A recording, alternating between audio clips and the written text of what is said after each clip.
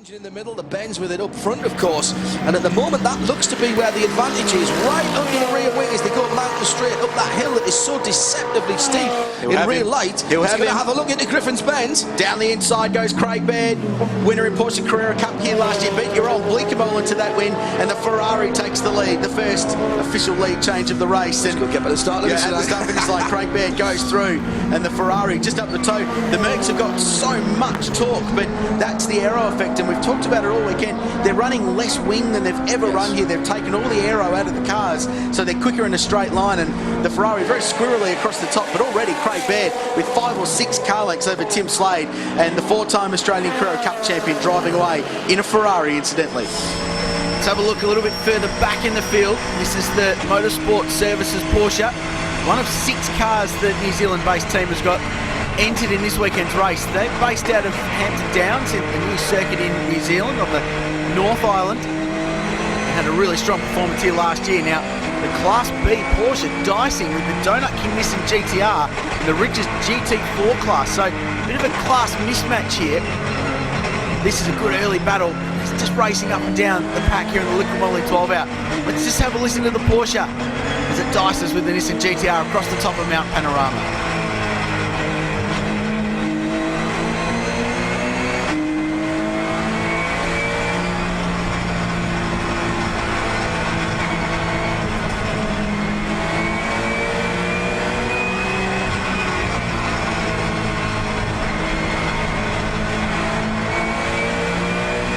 While we're watching this class battle with interest, Paul Trustwell's been keeping an eye on the front of the field, and things starting to shape up, Paul.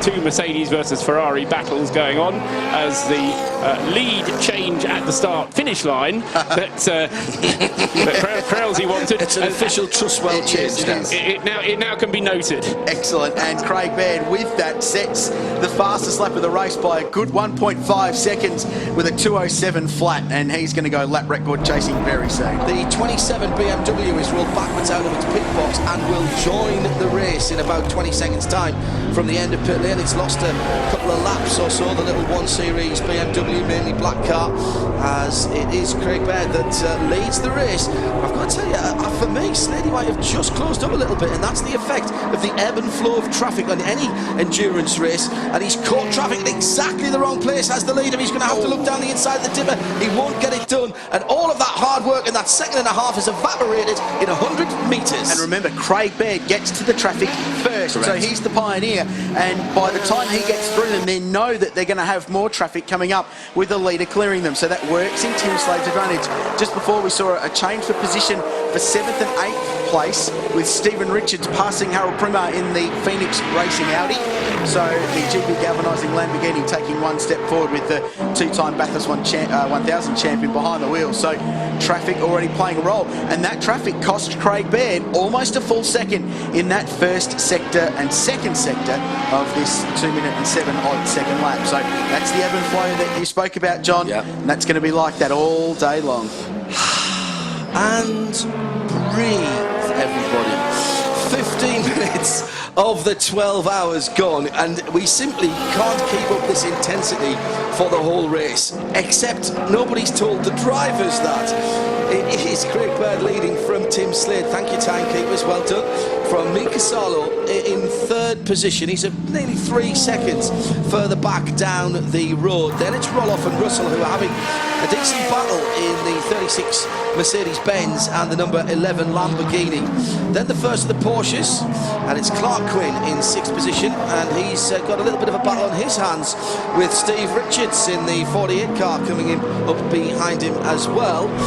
And those two are the leading rear engine cars, the 2 Porsches, now back up onto the mountain through the covering for the leading Craig Baird, and it's like a video game as he goes past one of the XR Horton Astras, then a BMW. That's the hired car that's from right underneath us here, and this time traffic has played into the leader's hands because he made a very, very daring manoeuvre between 2 of the touring class cars past the RCZ Peugeot as he goes over Skyline, and all of a sudden all that hard work that he did before that evaporated frustrated, it's fallen back in his hands. You live by the traffic, you die by the traffic, and he has managed to eke out that lead again as he comes down to the very tricky Falcon Tyres elbow, which he takes in a sort of middle ground. We were talking about the inside versus the outside, and Craig Baird, who, well, I'm not second guessing him, to be honest, Rich, he's taken down the middle of the road as he goes past one of the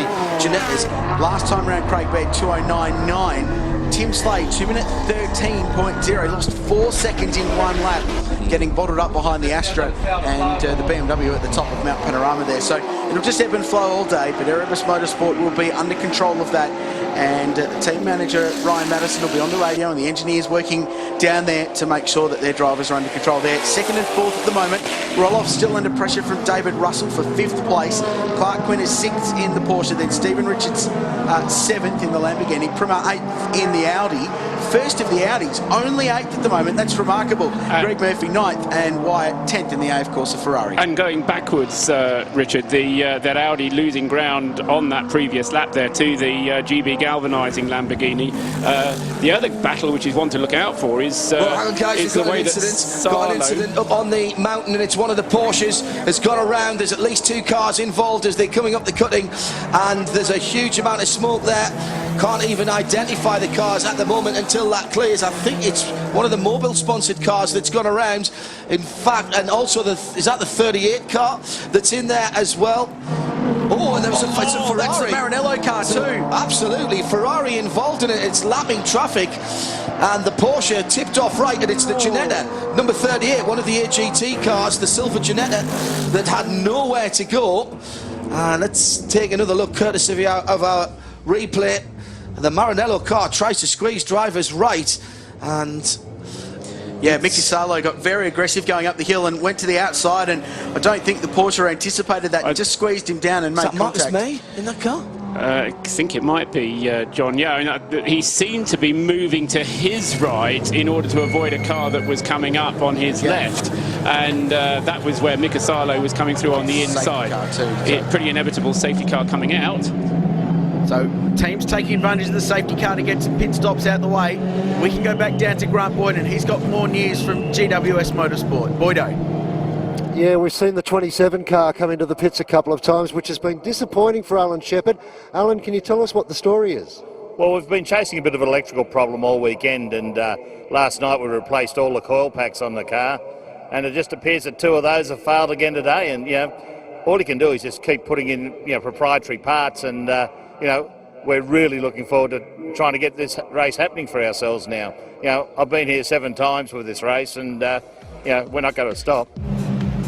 It always throws the unpredictable at you, Mount Panorama. We've got some mess to clean up. The cars are under the Darrell Lee safety car conditions. We're going to take a break from the mountain. We'll go back racing when we come back. Here are the Liquimoli Bathurst 12 Hour.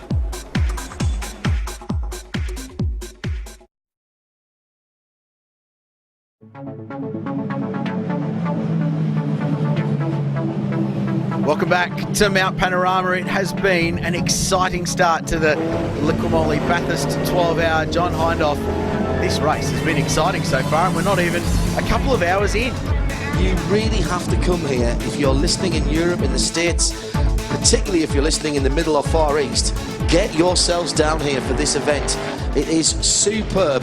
And here's something else I didn't expect to hear this weekend. As we go back to green, the first car across the line is the Daytona Coupe, and sounds fantastic. 1, 2, 3, 4 cars. The Aston Martin, the St. Gallion car, has the leader right up the inside now as they go down towards the left-handed corner that is Hell's Corner, and that was a nice, smart piece of driving by Chris Porritt in the white Aston Martin. Had a huge moment on top of the mountain yesterday. The onboard footage was immense, and Chris, who's a very experienced Aston Martin driver, indeed their development driver for road car, was a little chastened when he came into the media centre yesterday. The leaders have gone through. Yeah, spinner as they came round behind the safety car at Maguire's corner, and it was the Maxi 48 Seat.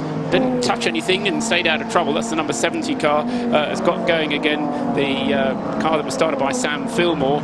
And as I say, he just, I think probably just lost it as the safety car pulled in, and he tried to take that last corner just a little bit too fast. Meanwhile, going up onto the mountain at racing speeds once again, John, and with 40 minutes of the race gone, but they'll run at least an hour on the fuel because of that safety car period. I think I saw the right-hand wing end plate of the 60 Lotus was missing there as they came up the hill. It shouldn't slow them down too much, as Mika Salo is leading from Tim Slade in second place, then roll off. It's the two Mercedes-Benz then hunting as a pack at the moment. And Slade quick early on, and Mika Salo didn't have the outright speed that Tim Slade had in that first little 20-minute portion of the race before the safety car. So my expectation is we see, absolutely, but we see Tim Slade close up to the back of the camouflage Ferrari if he can see it and manage to work his way past. But that's in the future with the two Mercedes hunting them down. So Salo the leader and has cleared that Daytona, as have the two Erebus Motorsport Mercedes. Clark Quinn up to fourth, Murphy fifth in the Corvette, Darrell Young the leading Audi now. He is going along nicely.